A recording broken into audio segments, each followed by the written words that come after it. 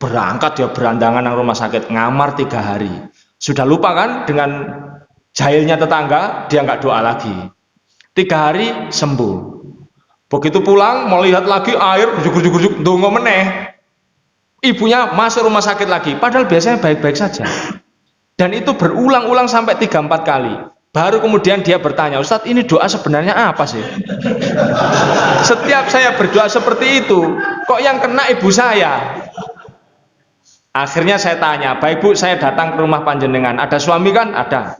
Baik, saya bertanya, ini kisahnya gimana? Kok rumah panjenengan itu di sini?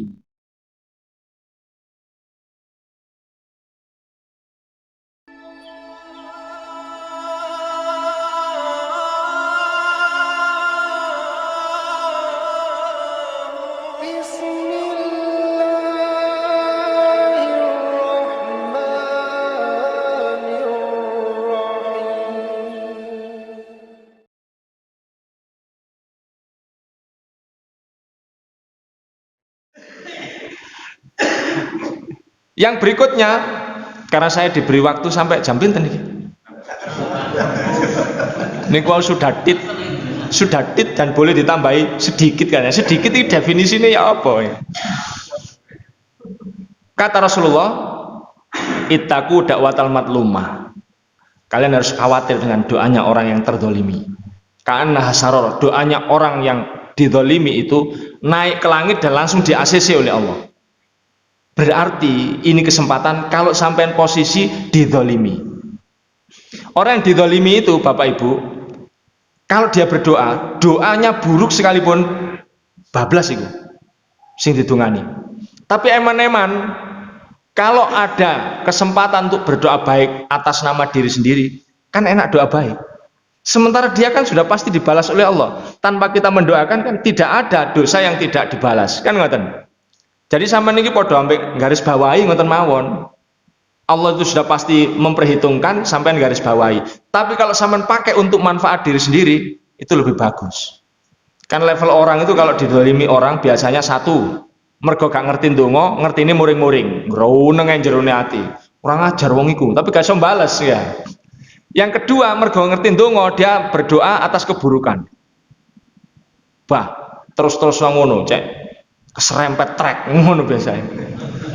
Tapi ada Pak doa yang memang diajarkan oleh Rasulullah untuk orang yang nyata-nyata mendolimi. Memang diberi. Itu riwayatnya Imam Bukhari, tapi Imam Bukhari tidak mencantumkan dalam Sahih Bukharinya. Kayaknya beliau grogi, sehingga beliau tulis dalam kitab Adabul Mufrad. Itu pun diletakkan di footnote.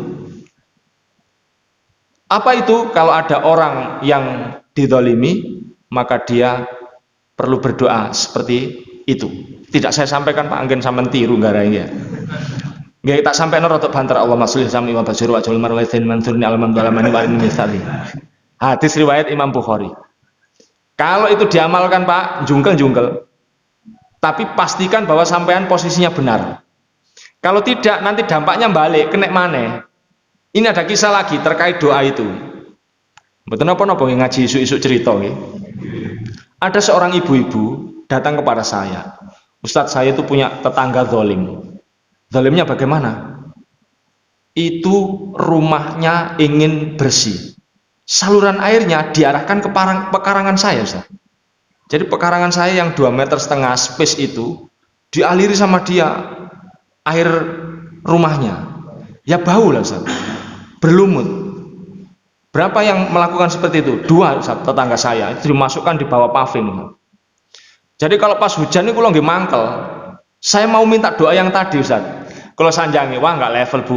Untuk kesalahan tetangga yang kayak gitu belum waktunya diberi doa itu.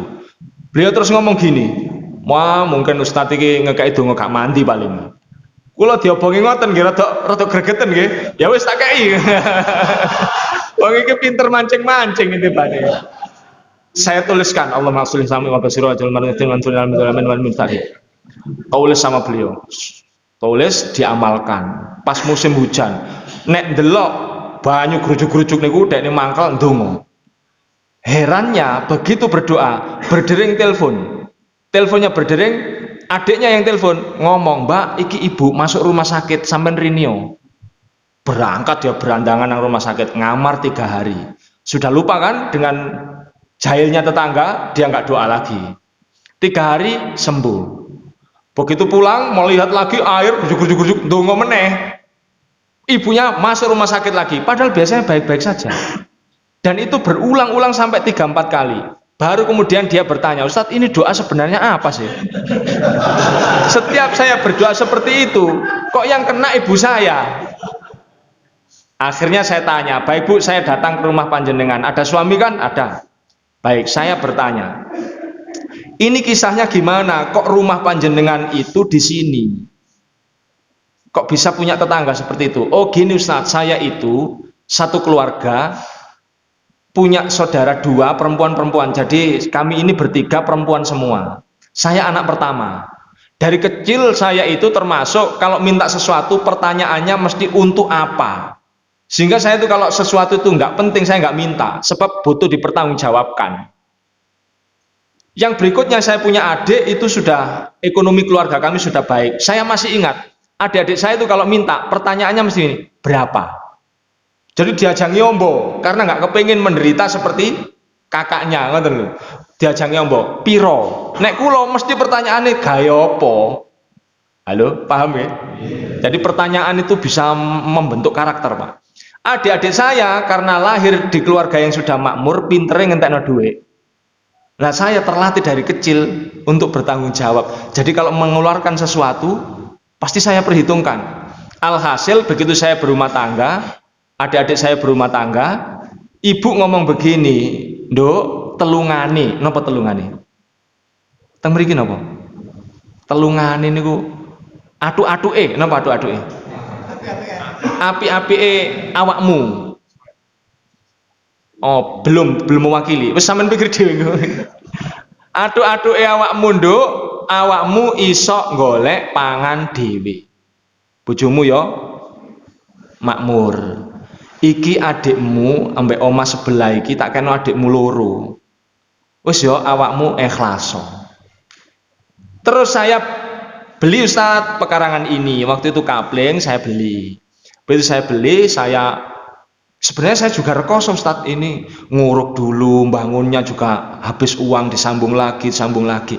Oh, itu dia masalahnya. Jadi ketika panjenengan berdoa, Allah secara otomatis membuat urutan siapa dulu yang harus kena dampak ini. Rupanya yang dilakukan ibu panjenengan itu salah, karena namanya waris itu harus dibagi. Kalau memang mau dikembalikan itu akad yang kedua. Jadi setelah dibagi bertiga dan ibunya dapat berapa persen, baru kemudian nek sampai wis gak butuh sampean ngomong, "Iki jatahku tak gawe adik-adikku loro." Itu begitu mestinya. Oh, berarti ya napa Ustaz? Nggih, jangan doa lagi sudah, nanti kena lagi.